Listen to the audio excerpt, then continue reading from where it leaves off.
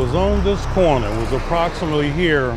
That's where the actual People's Grocery sat, where Moss, Stewart, and McDowell had their store. A black-owned business that had been open to sell to the people who lived in the area, which were predominantly black.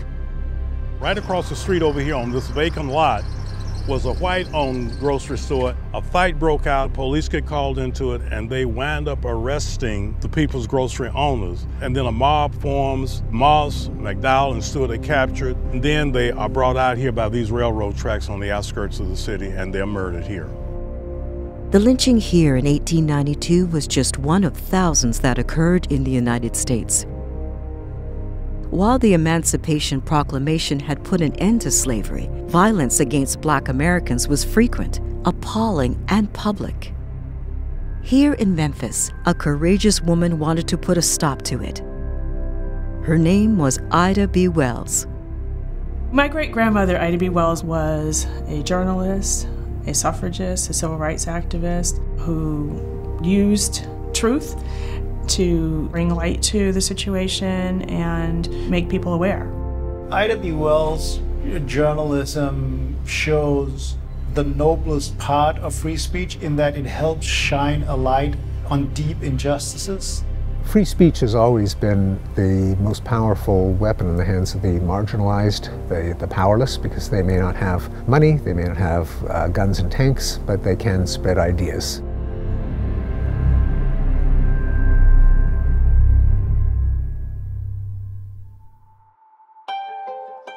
Ida B. Wells was born in 1862, just a year into the American Civil War. She was born enslaved to the Balling family in Holly Springs, Mississippi. Today, the house which belonged to the Balling family is a museum established in Ida B. Wells' honor. She came of age during what is called Reconstruction. That was from 1865 to 1877.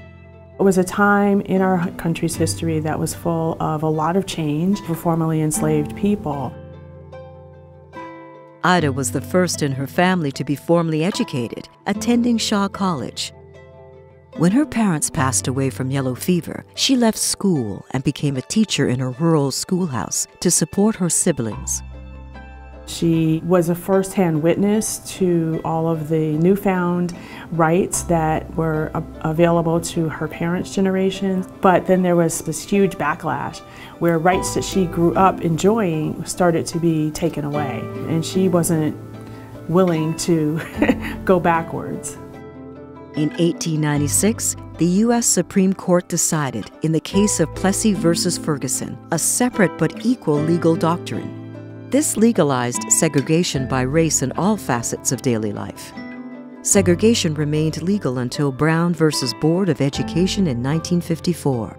Tennessee passed a law that segregated public transportation. My great-grandmother was living in Memphis, Tennessee at that time, and she had been riding the train in an integrated car for a couple of years at that point. On September 15, 1883, the train conductor asked her to leave the ladies' car and go to the colored car, which doubled as a smoking car, and she refused. Ida B. Wells was dragged from the train by a group of men. She successfully sued the railroad company, only to have the victory overturned by the Tennessee Supreme Court. She turned ultimately to journalism as a way to create basically the court of public opinion. While Ida B. Wells continued to teach elementary school, she became increasingly active as a journalist, writing articles criticizing the racist Jim Crow policies of the South, which allowed segregation and discrimination on the basis of race. Wells harshly criticized the condition of black schools in Memphis, a subject she was intimately familiar with as a teacher. She decided to write an article about that to expose what was really happening, and as a result, she lost her job. And so she made the decision, just go for broke, with the newspaper. This is the former site of the Free Speech and Headlight, a black-owned newspaper which Ida Wells edited and co-owned. There were very few women in journalism. She was writing about what was going on in her world, and so she did start writing critical articles in order to show there was huge human rights violations going on. Ida B. Wells believed freedom of the press meant more than selling newspapers. Without strong investigative journalism, can the press serve as the watchdog of government and society? Ida B. Wells was determined to help Americans understand the pain she was seeing around her. She was focused on exposing one thing in particular, which was lynching. Lynching is the taking of a life extrajudicially by 3 or more persons. Black people could be dragged out of their homes at any moment's notice for any reason, whenever anybody felt like it.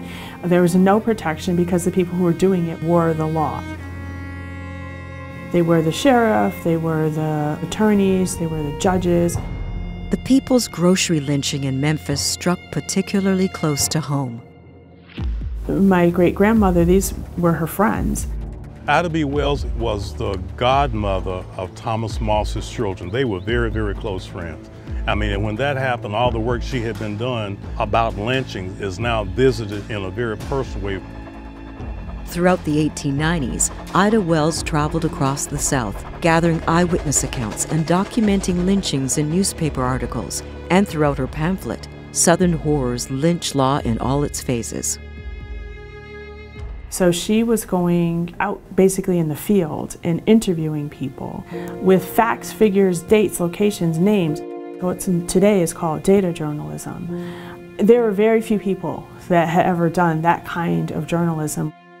She was building a case, like an airtight case, in order to convince people that this is domestic terrorism. This is not about punishment for a crime. She raises the awareness of what lynching really is. The narrative when it came to justifying black men being killed a lot of times was that they had violated white women. If a black man was observed even looking at, at a white woman, he could be lynched. And she finally wrote an article about how some of the liaisons that had taken place between black men and white women were consensual. And that was an extremely volatile thing to say out loud. Lucky for her, she was out of town when it was published. Enraged by her article, a mob ransacked the Memphis offices of her newspaper, The Free Speech, and destroyed her printing press. Ida Wells never returned to Memphis. She moved to Chicago, worked with Frederick Douglass, and married attorney Ferdinand L. Barnett. She raised a family in this home. Knowing that someone like her existed and created a space for someone like me to pursue a career in journalism motivates me, and I really do feel fortunate that I can say that I play a small part in carrying on her legacy. I mean, that makes me incredibly proud. Does investigative reporting stay true to the example set by Ida B. Wells? Why is it important that it does?